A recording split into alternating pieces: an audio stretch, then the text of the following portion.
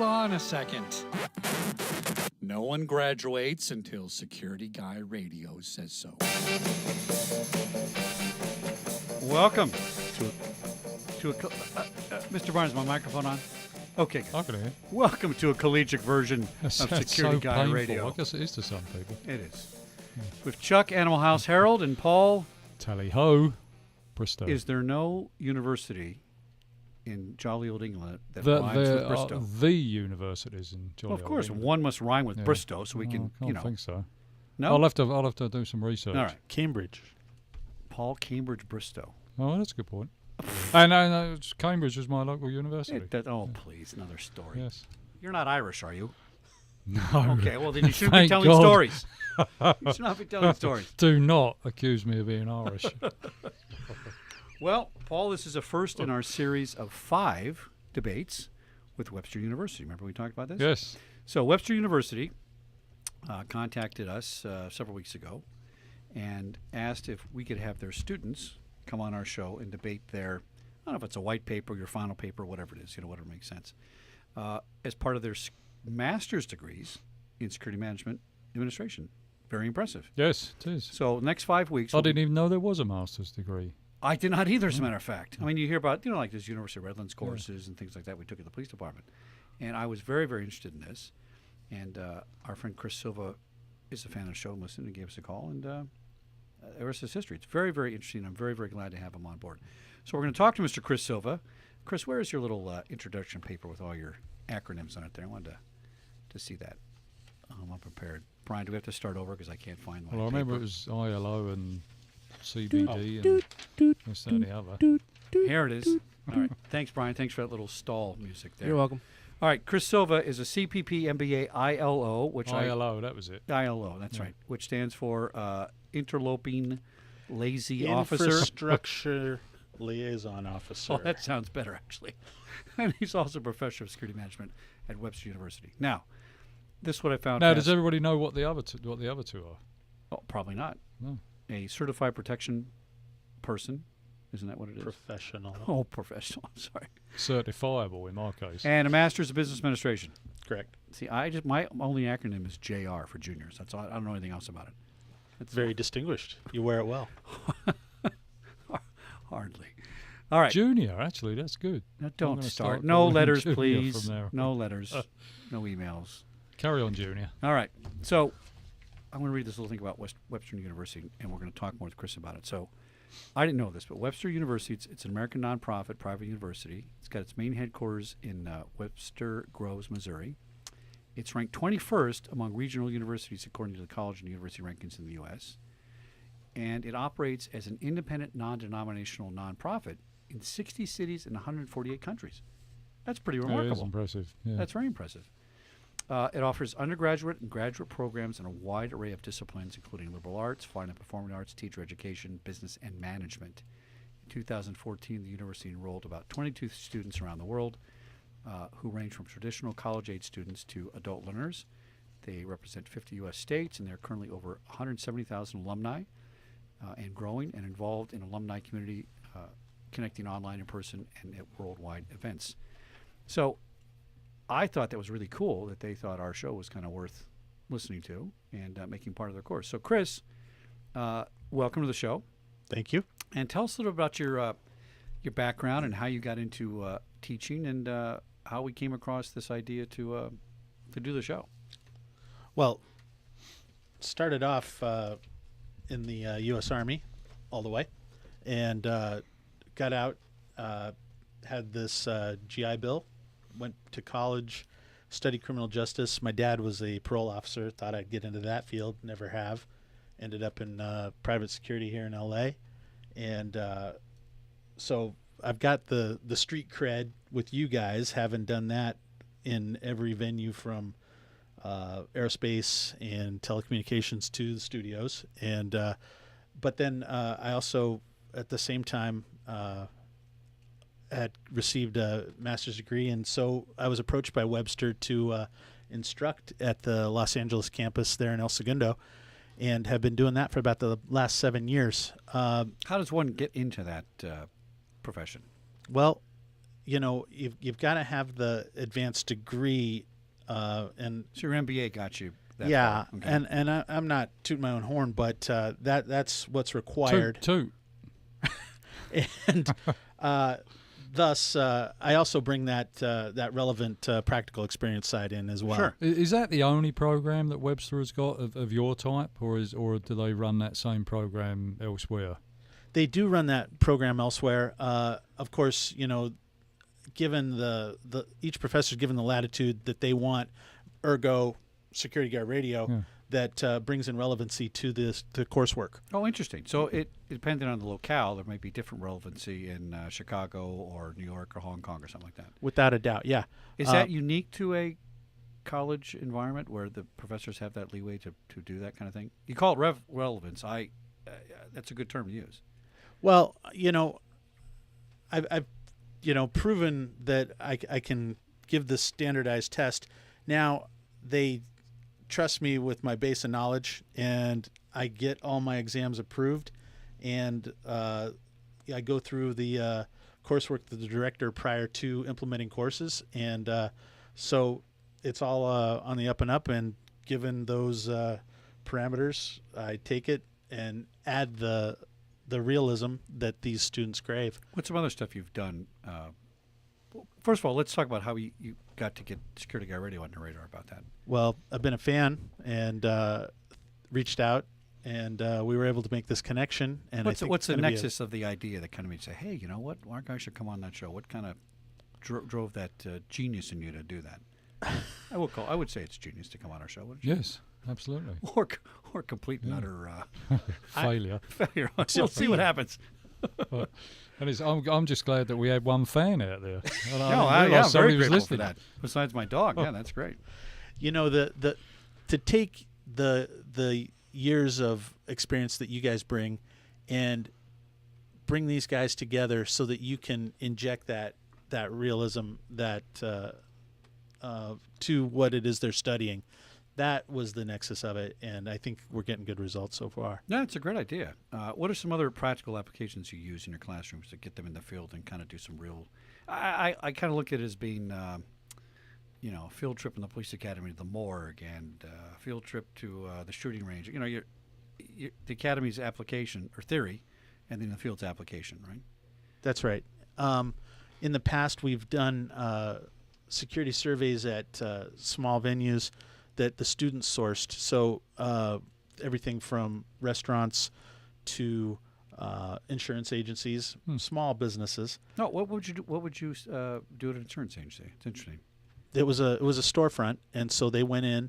They did everything from the lock and key mortise Right. and window alarms and glass breaks and all that to their information security processes. Oh, intellectual property protection. Very Exactly. good. Okay. And we've done that with the small business. But then last semester we went to the LA County Museum of Art there on Wilshire and broke into groups and took a look around. I'm glad you put a apostrophe after broke in because it would have sounded like a different sentence. But, okay. Broke into groups and then did a survey for them. That's right. Right. And they were very appreciative of the results that we brought to them. And so it's working with those, the real sectors of the business that we're studying that brings that realism. And again, I just can't overemphasize the fact that these are folks that are coming from a career already, and they're establishing relevancy in security that they don't have the years of experience that you guys do. So we've got to sort of make up for that in a condensed version in the classroom. And that's, where I come in to sort of bring that together, test them, and try and add some of that so that they can come in, at a entry-level position and then move their way forward. How long is the actual course? It's typically 2 years. Oh, okay. It's 30 hours, semester hours. So Do they have to come to your class with, an AA or something or some pre-college, right? You can't just start out with that class. that's right. Okay. So you've got to have completed a bachelor's degree in some coursework. And then, of course, at that point, you're ready to begin the advanced degree or master's degree. A master's degree in security? Yeah. not sure I'd ever heard of it. That's fantastic. You know, a lot of these came about post 9/11. Well, it would make sense. Yeah. So where else is that course offered within the university system? Is it almost every campus or environment has it? It's probably one of the fastest growing fields in the college environment right now, and I see it offered more and more frequently at all the universities that come together in various organizations. From a curriculum, sort of standpoint, how do you come up with? I mean, do you follow the say the CPP program, or how do you come up with that? Yeah, that's a lot of program? knowledge to stuff in somebody's head to make them a master in it. I mean, it's So I have reached down to the Protection of Assets Manual as a starting, point, and then what I like to do is inject a lot of. So this is what happened to me kind of situations and experiences. And then when I run out of those, which is usually about the first 3 or 4 minutes, I bring in guest speakers, or we'll go and talk with folks out in industry, again, to make it more relevant and more interesting to the students. so your course is one course your course is 30 hours, right? Well, or is no, the entire program 30 hours? the 30 entire units? program, right. Okay, so what other types of courses are involved in getting that master's degree? Well, within the specialization of security management, we've got security administration, protection of business assets. Of course, there's information, and then security management. Then there's the course wrap-up at the end of the program that puts it all together. How does it differ from like your ASIS course, Paul? If you get your CPP course, how is that different? Well, like I said, I Different amount of hours or subject matter or what? Yeah, I think from my perspective, CPP really drew upon the experience that the students brought in. Oh, the pre-existing experience. Right. It just qualifies you as being, it verifies that experience. Right. Oh, okay. I don't know. Correct me if I'm wrong, Paul. No, I agree. I mean, I've seen people take that test that have not got that experience and they fail. Right. That's interesting. You're just not gonna be able to take it. I mean, there's a lot of knowledge there. There's a lot of eye is a fence, and Right. do you get into that sort of stuff, or those basics? I do, simply because it's there and it's packaged and ready to go. Yeah. But they've got certain rights to that It's information. true. Yeah. So I simply use that as a springboard into more depth. Typically, these are Air Force veterans, but Now they come from all branches. Is that specific to your campus, the Air Force, but Yeah. they might be Navy in San Diego or something? Exactly. Okay, right. interesting. Because we're at LA Air Force Base. Okay. So typically a lot of Air Force veterans. But what I'm finding more and more is that they're not the 20-year retirees, but they're more the 5, 6, and 7-year, time to make a change kind of folks. Yeah, that makes sense. Yeah. And they don't necessarily come to you with a military police background or military security background, do they? That's correct. No, Oh, a lot of interesting. them are from the medical field. Oh. This is an opportunity to make a change and go into something that they may have missed out on in their past. All right, so what we're going to do is create a series of 5 debates, and will this be, your class for your particular topics and what you teach, and is this kind of an end of the semester thing or wrap up or? Yes, so this is the end of the semester project. Okay. Yeah. And we're going to start with probably paying a living wage. That's one topic we're going to talk about. And drug abuse. Oh, no, drug testing. Right. And what were some other ones? Oh, actions that a security officer take on discovering a unattended package. I've got Strengthening. some great stories. With that one, Oh, yeah, we actually. do have some good I'm stories gonna on have that. to start writing. That's right. Strengthening the industrial security program in light of the Edward Snowden case, Right. and then how to implement security officer physical fitness standards. This is going to be really interesting. Yes, there's a couple of good. All right, so couple of after good topics we're there. going to take a quick break, and then we'll bring in our 3 victims. Oh, I'm sorry, our 3 contestants. No, our 3 students for our first debate about drug testing in the workplace. Back in a minute on Security Guy Radio. Follow us on the web at securityguyradio.com and Facebook, Twitter, LinkedIn, and YouTube. Back in a minute. Back to Security Guy Radio. That's securityguyradio.com with Chuck Harold, Paul Bristow, and our very special guest from Webster University, Mr. Rodney Johnson, Rolando Milan, and Benito Wood. Welcome, guys. Welcome. Thank you. Thank you. You're welcome. So we're going to talk to you about this. I'm going to call it a white paper because it's easier for me to remember. Your final, so to speak, for the class, and you're proposing drug usage. Drug usage. So we're going to have lots of drug usage. It says right here. in the, It says drug usage in the workplace. That's the title of their page. All right. I don't think they're proposing. Isn't that it. what it says? It does say that, yes. But maybe a better title might be drug testing in the workplace. Are you proposing that in your paper? We are proposing drug testing, but we're also talking about how rampant of use. How it affects. Okay, good. Yeah. We don't want to recommend drug usage. Although I feel like taking a few drugs on There the are show some times on occasion. when, to help yeah, my it would probably help. security headache. All right, guys. So tell me a little bit about your backgrounds. Benito, Right here. right there. Okay. So military background. Where are you from? Originally from Panama, but 25 interesting. years in the Air Force. In the Canal area? No, actually from the city. The city. Okay. All right. Mm-hmm. 25 years in the Air Force, retired. 25 years. You don't look old enough to have 25 years. Yeah, a lot older than I look. How fantastic. What'd you do?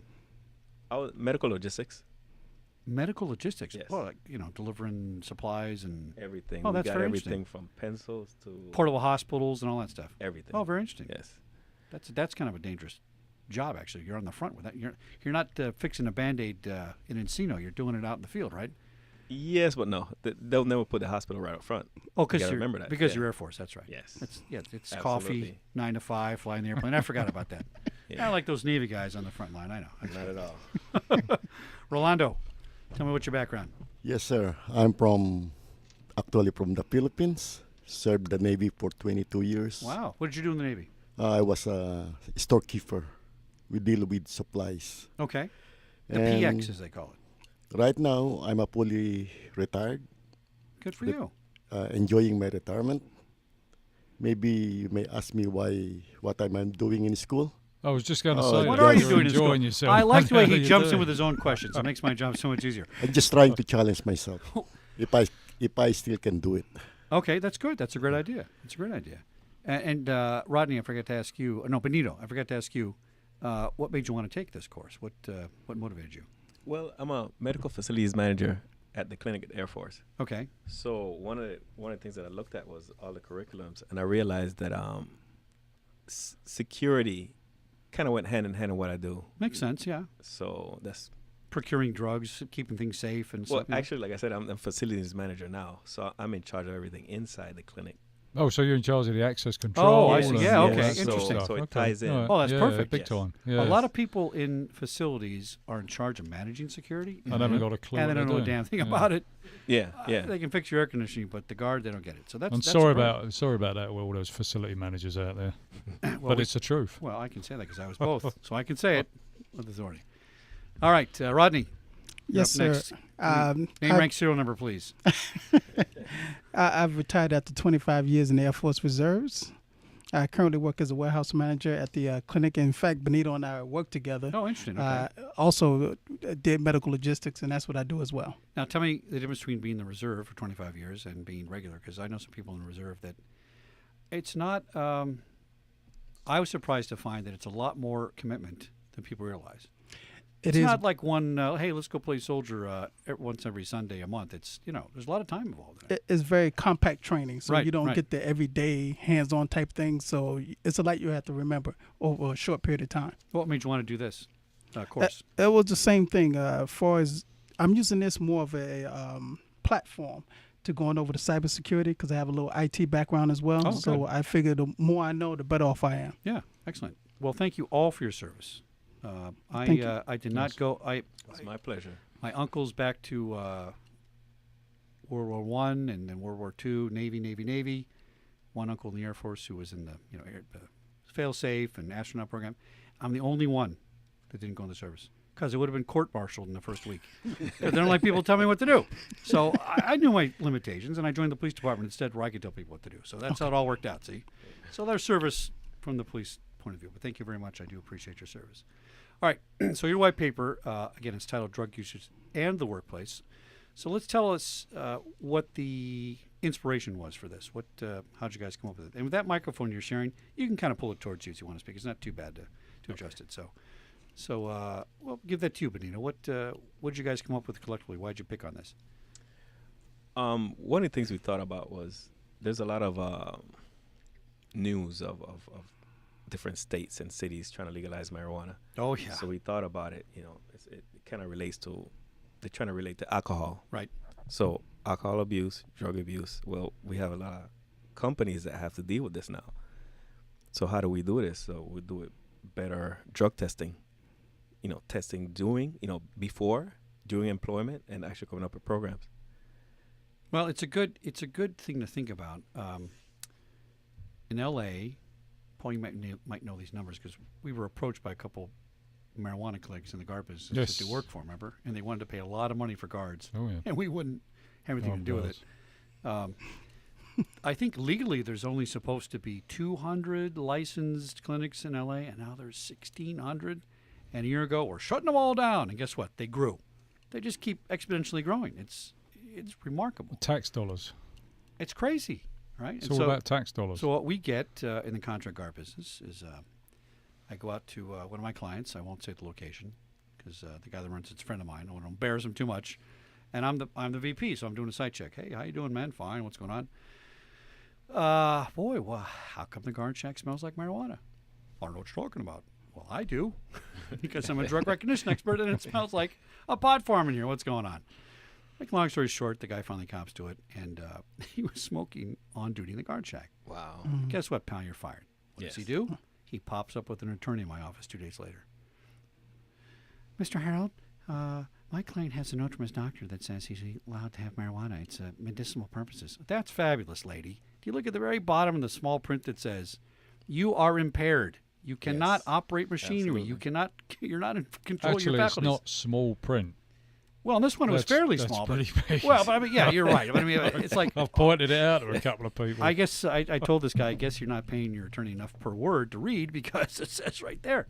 But they were trying to make a challenge to this, right? Nobody's successfully come up with a way to legally challenge that, but they shall. Believe me.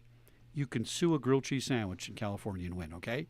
So somebody's going to figure that out. But I think your premise is good. If we can get ahead of that with testing and programs and stuff, it's going to be better. So give me some facts from your white paper here about the war on drugs and what you guys think. Mr. Rolando, why don't you take that one?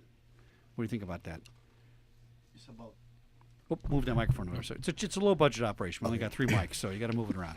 Right now, What's the biggest problem with drugs in the U.S.? actually, I would say marijuana right now is the biggest drug in the U.S. Okay. Because being marijuana is legal. Some states are already legalizing marijuana. Right. And because of it's available in the market, everybody can buy it. And they call it a gateway drug where you start that. Well, do we think that's worse than alcohol Well, that's another debate. in the workplace?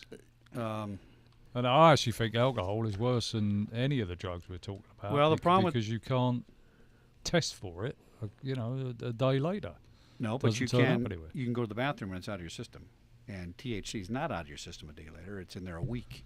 And that's always the argument, for it, right? So it's chemically it's a little different. I'm not saying morally it's different. I'm just saying chemically. No, I'm just saying from a problem perspective in the workplace. Oh, alcohol's probably alcohol worse. is harder to find. I think it's a bigger you problem. I know. would agree with you on that. Yeah. I also think so. But the biggest thing is it's more socially acceptable. Yes. Once Yeah. something becomes a social part of the whole thing, and then it becomes a bigger issue and harder to fight. And that's why marijuana is picking up such steam. Is for the fact that everybody is accepting it more. Right, and you're going to find people that smoke marijuana and drink, or vice versa. It tends to be kind of an impulse control issue. Maybe they use both or many things, so it's not unusual. Is the effects of marijuana in the workplace the same as the effects of alcohol in the workplace? Because they affect you in a lot different ways. I mean, Personally, completely different, right? I think Not being drinking. a drug expert, but Did you say being a drunk expert? I said, well, I'm a drunk you expert. want to slide in my Irish Yeah, heritage, yeah. were you? I wasn't. Yeah, is no, this but I'm microphone not a on? gross expert. All right. No, you're the fault. You're the drinker, boy. It was British, boy. No, I personally kind of think that, in actual fact, alcohol is a bigger problem. You can't just walk into my guard shack and start lighting up a bong without somebody noticing it. But you certainly, as we've discovered, Oh, yeah. have your flask in your back pocket and drinking on the post and standing up straight and you're intoxicated. We do see a lot of that. Yeah, I was looking at it as perspective of not actually doing it at work, showing up impaired. Then I don't think there's a big difference. There's not a big difference, but in our experience, it's less showing up and more, from our personal experience, more, at the workplace. Or he shows up and he's not, half sauced. He's only 1/4 sauced, and you can't tell yet. Yes. Right. Yeah, it's a problem. I think people looking at somebody who's been taking drugs, you tend to be able to tell that somebody's been taking drugs, whereas somebody who's drinking, if they're a true alcoholic, Yes. they're going to deal with that alcoholism, and you will not know that they've been drinking. Which means they probably started drinking at a younger age. Yeah, Yeah. So probably. therefore, by the time they hit the workforce, they already had tolerance levels real Yeah. high, so Yeah. they became a functional drunk. So your paper here said that 60% of the world's illegal drugs are consumed by American users. That seems a little high to me. Well- Where'd you get that stat from? Well, we got that from the American Council of Drug Education. This is actually their figures that we came up with. Okay. Oh, that sounds credible. 6% is very high. And 2 million Americans use heroin. 6 million use cocaine. 18 million have alcohol abuse problems, and 23 million use marijuana. So marijuana is the highest appearance. I'm glad it's only 2 million that use heroin because that's a little more serious. But interesting that alcohol. Look at that, Paul. Alcohol is the second highest to marijuana, and alcohol and marijuana are similar effects. Whereas heroin and cocaine are kind of over the top. You're Well, but alcohol and marijuana don't have the same effects. Do they? they're depressants. Marijuana, you tend to slow down. Alcohol, you tend to get faster. Right, you drive a lot faster with alcohol. Oh no, not necessarily. Your You know? inhibitions are lowered on both of those, but your motor skills Decrease. decrease, right? Decrease. But your personality comes out. So I'm a happy Irish when I drink, and you're a happy British guy. But some people are depressed and down and whatever. But I think, in other words, they're different than heroin. If I go shoot heroin and do cocaine, what do they call it? Speedballing? Oh yeah, To kill yeah, Belushi? Yeah. Oh, that's some serious stuff. Where marijuana, I think, is not viewed as serious, and that's why, like you say, it's more socially acceptable. It's supposedly not going to kill you, per se, right? Right. But we'll talk about that in a minute when we get back. Back in a minute on Security Guy Radio at securityguyradio.com. Follow us on LinkedIn, Facebook, YouTube, and Whatever. dude, I can't remember. Back in a minute, dude. Twitter, dude.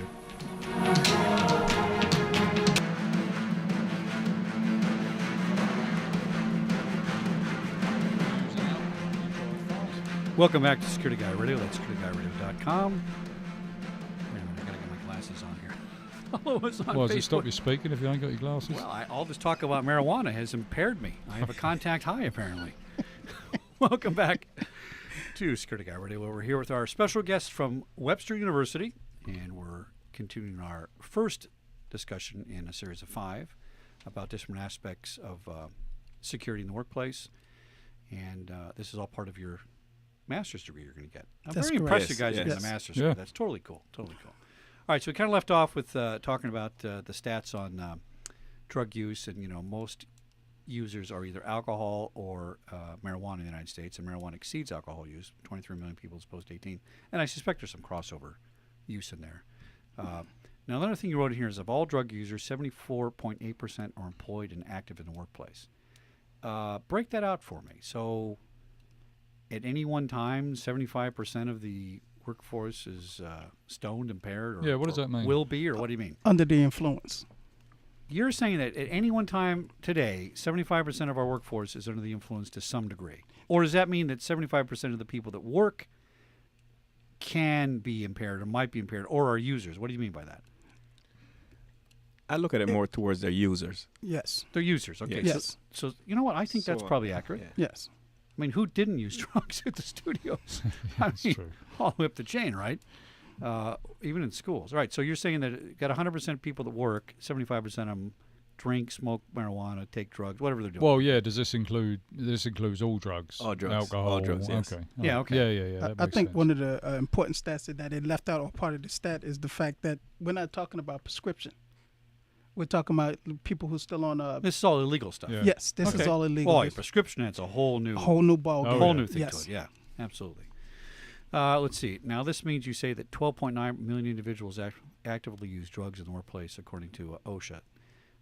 Using drugs impairs decision-making abilities as well as physical. So does that mean okay. 12.9 million people use drugs Wow. while they're At working. work. Okay. Well, I'm not going to disagree with that one. Now, No, sounds right to me. so let's say we're hiring. We have a lot of experiences with hiring guards, right? So I've probably hired, at least 4,000 guards in my contract guard career. Another couple thousand at the studios, right? We always do drug testing, and the number that I come up with is fairly consistent. Is about 1 in 10. about 10%. Yeah. Okay. Yeah. Unless it's About- just after New Year's. Oh, it does Remember go up. that? Yeah, no, it's true. It does go up a bit. But it got to a point where I could walk in my office when we're hiring for a big event, right? And I'd have 15, 20 guards in the lobby, and I'd walk by and I'd look at everybody. I'd go see my staff, and I go, number 5, number 2, they're not going to pass the drug test. Oh, how can you possibly know that? And I said, well, I just do. And I was right every time because I have been trained in that, and I've seen enough of it that I can kind of see you're slightly impaired, you're highly impaired, you're not impaired.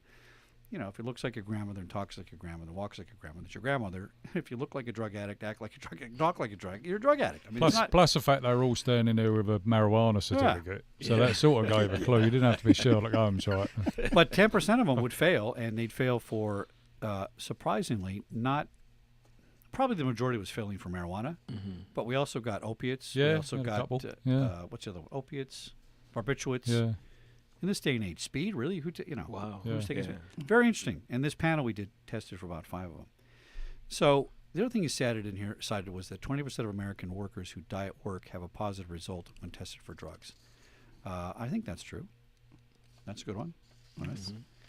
We find that in workplace violence, active shooters, right? Yeah. About 40% of all those cases involve domestic violence and or drugs. Yes. So if you came up with a drug screening program and just did it absolutely all the time, Yeah. the chances of you having these injuries just gets dropped by 40%. That's a big number. Well, Why do you think people don't do it all the time, and why is it not mandatory for everybody in every company? What do you think drives it? Well, the biggest thing is cost. Yeah. If you're a small company, you probably don't have the resources available. Tell me what you think the resources are. I got a reply for you. The resources are just money. There's probably not enough revenue coming in yet to actually want to test or have to test. So they bypass testing altogether. But if I give you an economic model that says if you do this testing, you're going to screen out 40% of these people, and thus all these claims, you're going to screen out workplace violence, you're going to screen out, as you point out, people calling off, work performance. Doesn't that save you hundreds of thousands of dollars over your drug test kit? I agree. it does, Overall, yeah. yes. Yes. So But, what do you think a drug testing costs for an employee? anywhere between, we have it in the paper, anywhere between $30 and $50. Yeah.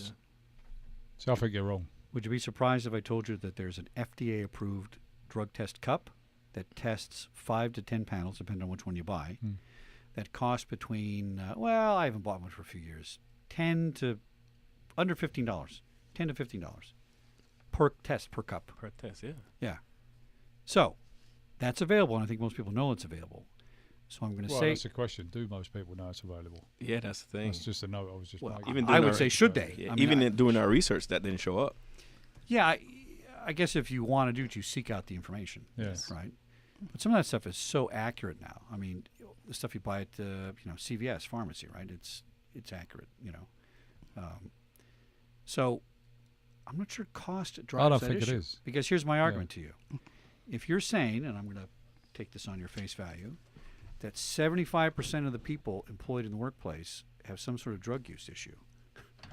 Well, that would include some HR people. So why the hell do I want to have drug testing if I'm going to test myself and get fired? We're not talking 10% of drug users. We're talking almost everybody at work is using drugs, and I don't see any motive. Cost might be an excuse, but Yes. I don't see that that's money's not the disqualifier. I think it's just there's no will because they're using drugs too. So to protect their jobs and themselves. Well, that's what I kind of think. I think. I mean, personally, I think it's more of a liability issue. I think people are frightened of the liability of asking people to take a drug test, especially the smaller companies, because they haven't got the legal resources where somebody can say, you haven't got any liability, or you have got some liability, And then also, I mean, what do you think about where do they go once they've done that drug test and somebody starts taking drugs the next week? That's not a bad that's point. an issue. I have some personal knowledge of a very large grocery store chain that has a program. I forgot what you call it, but it's like substance abuse program, right? So if their employee comes and says, "Oh, poor me, I personally put something in my body of my own free will, and now I got a drug problem," you know what they do? They give them time off work. They keep their job for them. They stay their benefits. They stay their vacation. It all just kind of sits there. So they feel like they've been cleaned out. And I know people that have gone through that program for 20 years. And every couple of years, they go back in, they come back out, and they keep their job. So let me ask you, how does that company deal with an applicant that fails their drug test? Do they have something there that says, "Welcome aboard. We're gonna help you out with your drug problem"? No, that's pre-employment. That's pre-employment. Right. So there's a line there. So it's pre-employment. But if I hire you, Benito, and then I say, "Now I want you to do a drug test in that company, you test positive, we're shipping you off to rehab, and we'll just keep your job till you get back." I mean, it's a weird. And what do they do if somebody says, "I don't want rehab, I want to keep taking me"? No, I've actually in this one case they've told them they got to go or they lose their job. So the question is that working for him? Not in this person I know. It hasn't worked in 20 years. They keep going back. So, but More- it more works about- because you yeah. still got your job. So I can just keep screwing Well, around. that's a point. How many times Yeah. do you send them to rehab? Well, this person's gone 5-6 times in 20 years, and they're out for a month or 2 months or something like that. And So it hasn't affected the bottom line as much for that company? well, I think that company thinks that that's good for their bottom line, and I'm not so sure it is. What do you guys think? It might be a PR move more than anything else, that we look out for our people no matter what. It's true. I mean, if you're going to do it, go all the way, all in, I Right. suppose. Now, if you was taking drugs and you was applying for a job at a company, and most companies say we're going to do a drug test before you come, would you stop taking those drugs if you was just a social sort of marijuana user? Would you stop taking those drugs a couple of months before? Actually, they say based on what I read or I found on the research, the marijuana substance stays in the body for more than 30 to 48 days. Yeah. That's right. Yeah. So maybe if you can keep clean for after 30 to 48 days before you apply, then it will be good. Well, when I started testing people for marijuana years ago, that's not me. I was at a party. My brother had a bong in the bedroom. I had nothing to do with it. I was at a concert. Well, that was the whole New Year's Eve thing, wasn't it? That's right. They were right. at a party at New Year's Eve. Now and sucking people it just in. say, "Well, yeah, sorry." So they admit it. It's not a big deal to them because socially it's acceptable, like you said, right? But I don't think we can get away with it anymore. We had 2 guys in the office one day. I don't think you're around, but we're hiring for that big show with the 2 A's in it. Okay, and these guys are overheard by my secretary saying, "If you take some water and bleach in it and drink it, then you're going to be clean." Really? Let's go to the store and get some bleach. And I'm going, where these guys are thinking of talking about drinking bleach and water so they can test positive for a $9 job? I mean, it's weird, right? But that's why they call it drugs. It's what's that old 70s ad where they put an ad and say, and that's why they call it dope. Because you're a dope. I mean, if that's what you're thinking, to get a $9 job, I'm going to drink bleach, you're an idiot, okay? So drugs impair you before you get to the door. When you was looking into this, did you do any research into what companies do if they have somebody fail a drug test and then that person comes back for employment again in 6 months' time? I mean, are they non-employable or what? Well, one of the suggestions was that you actually pay to get retested if you think it was a false test or that you just want to kind of get by. But The you have a applicant certain pays for it. Yes, the applicant pays for it, so that way it'll give them enough time to clean their system or to test positive, negative the next time. But if I do that, spend my own money on my own doctor, and it comes back negative, I'm clean, do I as an employer have to hire you? Hold that thought. We'll answer it when we get back from the break on Security Guy Radio. That's securityguyradio.com.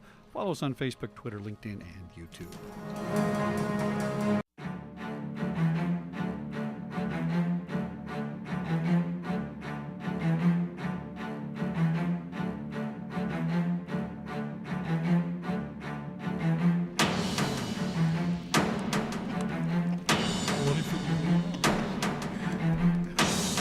Welcome back to Security Guy Radio. That's securityguyradio.com.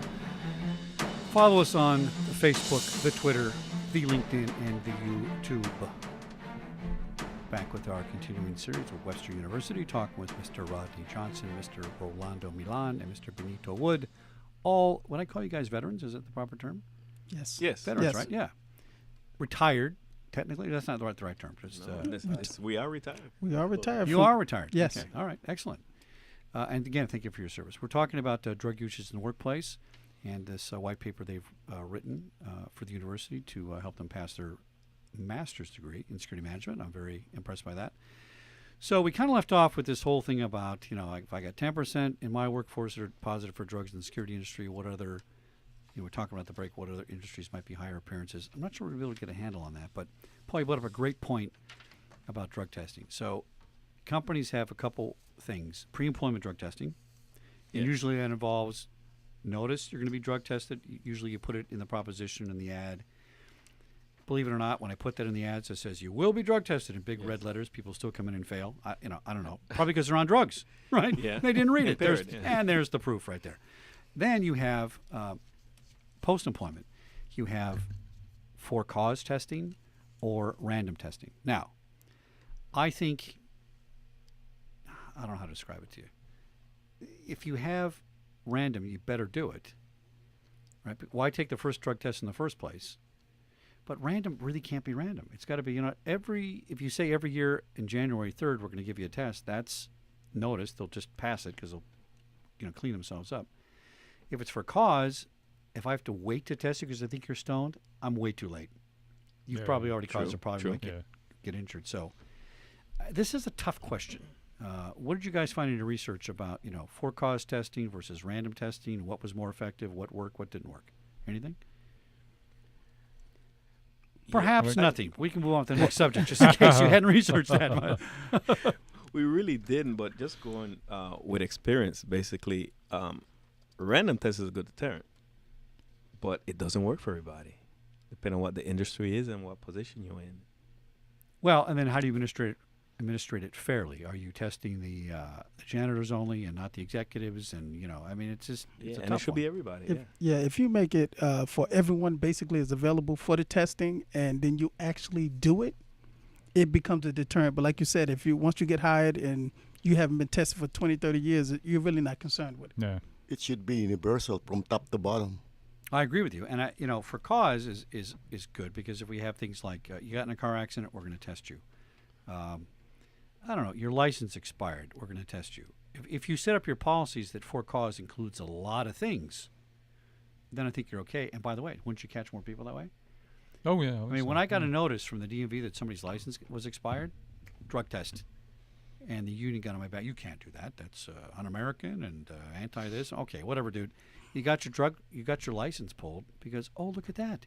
Drunk driving, what a coincidence, right? Yeah. So I think it's important that if we came up with policies that were for a cause, we'd catch more people. And random, I think it's going to catch less people. That's my theory. What do you think, Paul? I don't know. Well, I'm just thinking, we're talking about driving and all the rest of it. I mean, there's, we don't really think too much about the preventative side of this sort of stuff. I mean, why aren't all vehicles in a fleet, An employment fleet. in an employment Car, fleet, why don't they all have the DUI? Yeah. I mean, what a great, because as we're sort of discussing here, alcohol is one of the biggest problems. You'd take 50% of the accidents out, right? Oh yeah, that's the thing. At any one time, what I was taught from CHP was that at any one time of the day or night, about 50% of the people on the road have alcohol in them. Wow. Not necessarily impaired, per se, to a legal level, but any alcohol is not good when you're driving. So you say in here that prevention of a lot of problems such as poor work performance, frequent call-offs, productivity issues, workers' comp claims. Prevention of these things help when they affect a workplace drug program that deals with the drugs. Now, this is kind of like the company I was talking about before. That may be what that idea had. And you say in here that if large companies, which can afford them, do that, you think that anywhere between 68 and 74% of these large companies have that in place. Is that correct? Yes. Yes. Okay. What's the effect, though? I mean, how is it effective for them? What does it do? Did they get a return on their investment? Supposedly they do, especially, and I'm talking more so on the pre-screening part of it. They get more in the investment as far as, okay, when this person first came on, we hired someone who was clean, who passed all our tests and was good to go. Now afterwards, Once again, if nothing else is implemented behind that, Right. it becomes a moot point. Well, I suppose the question I've got, not that I don't support it, is how do we know that? I mean, is there been research when you was doing your research? Is there anything out there, figures, statistics that say, you know what, 10 years ago we started doing these programs, and there's been a drop of violence in the workplace or accidents in the workplace, whatever. I mean, I'm seeing from the figures I've seen, there's more violence in the workplace and there's more accidents going on. You know, so are these drug programs actually working? And that's the thing. That when we were researching it, it was looking more towards companies having them versus not having them. The fact that they're not effective wasn't really part of those numbers that were shown. So here. why do it if it's Exactly. not, if we Well- don't know whether it's effective or not? Well, And from a legal point just of to view, say that they you're have not- one. and you're not going to get sued as much maybe if you're trying something. I suppose Right. as opposed to not trying something. yeah. It's a tough one. If 75% of the workforce are drug abusers, not abusers isn't a great word, users, let's say. Users. And you're talking again, that number's about illegal drugs. Yes. You're not talking about prescription drugs where Right. grandma's got too much oxycodone or something in it, right? It's just illegal stuff. I'm not sure you can overcome that problem. How do you gain support for a program to do drug testing when the guy you're going to get approval is probably stoned himself or a user, right? I mean, I say you think about it. A lot of people, especially kids, start off with Ritalin. So you have something that's trying to even their temper or their personality out a little bit. Now, as a grown-up, they still have those same things. They haven't been able to cope with it. So using medication or not using medication might be the difference in the workplace violence that you're talking about. Because now, if they're stopped taking their drugs, they become violent. They become off balance. They become more agitated. So, well, we've seen that actually. Oh, yeah. People off their Yeah. meds, right? right. No, it's interesting. You know what? I changed my position. Everybody should come to work stoned. Well, at least 15%. A lot happier. I know Everybody that mellow much. and happy. Right? Isn't that right, Mr. Max? Is that what happens in your dormitory? Don't answer that for me, please.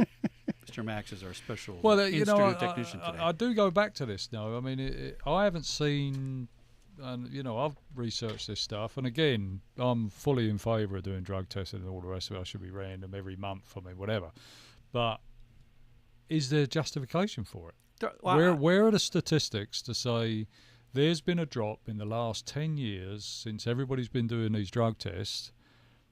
There's less accidents, there's less violence. There's no justification out there. I've seen. I mean, there probably is somewhere. I don't want but to change haven't the name seen of the show to Security Guy Idiot, but you may be right about that. But in general, I think you're right. I read a lot of this stuff, and you don't see somebody championing these kind of programs and saying, look, Yeah, nobody's putting it out. Yeah. 50% reduction in drug use in my workforce because I'm doing this. Now, what's interesting to me, I mean, it makes sense to do it. well, it does make sense to do, but what are you but getting where's at the it? justification? As we all talk about in the security field, I mean, one of the things that all of us have to bring to a company is the justification for doing something. Well, you think know? about this. Aren't these programs very similar to the war on drug programs? Yeah. We're going to run around, we're going to arrest some Which people and hasn't take a really worked. photograph and look at that. We caught a bunch of stuff, and it doesn't do anything, really. Which is not a bad argument. Unfortunately, the war on drugs has been lost. I mean, it isn't a war anymore, from what I can see. Well- right? I mean, what's it false? Yes. It's more of a battle. Yeah. Ongoing battle. No, I agree with you, but I think that's only because if 75% of the workforce is stoned, 75% of the government's stoned, okay? I mean, Well, now that would actually explain what's going on. Would at the explain a moment. lot of Not things. that I'm going to get political, but right. Well, if these numbers hold, it makes sense. The war on drugs are political. Right? If you Yes. attack Yes. drugs from if you gave law enforcement the tools and the money and said, go fix that problem, believe me, yeah. it'd be fixed. Believe me. Which means it's not driven by criminal management. It's driven by political management, okay? So these programs, if we don't have numbers on them, listen, we worked at 3 or 4 major corporations, right? I never saw anything from HR, any statistics about why we're going to get you in the drug program because it's so effective you're going to come out clean. And my little baby brother died from all this stuff. Started using it when he was very, very young. Didn't make it to 4 years old, and I found him in a hotel room dead. Very, very sad. Very classic. Started out small, drinking, marijuana, blah, blah, blah. So I think you're right. I think the issue is that if you're on the drugs, that's the problem in the first place. So maybe it's not management after the fact. Maybe it's prevention. Maybe prevention is the whole trick here. Yeah. Yes. Look at that. We're out of time. Yes. As always. As always. I know. Well, it's because you keep talking. I know. I'm always afraid we're going to run out of time. Blah, blah, blah. Blah, blah, blah. If I only got paid for every word, we'd be millionaires. Yes. All right. Well, guys, this has been a lot of fun. Did you enjoy it? Good. Oh, Absolutely. sure did. All right. Absolutely. Very good. All right. Let's do this again. All right. Yeah. Okay. All right, Chris, thanks for coming in, listening, and helping us out here. Again, we'll be continuing this series for 5 in a row with Webster University. Tune in again next Monday for our next show. And follow us on Facebook, Twitter, LinkedIn, and YouTube. Good night from Security Guy Radio. Cheers.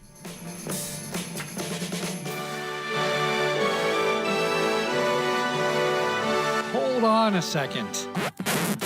No one graduates until Security Guy Radio says so.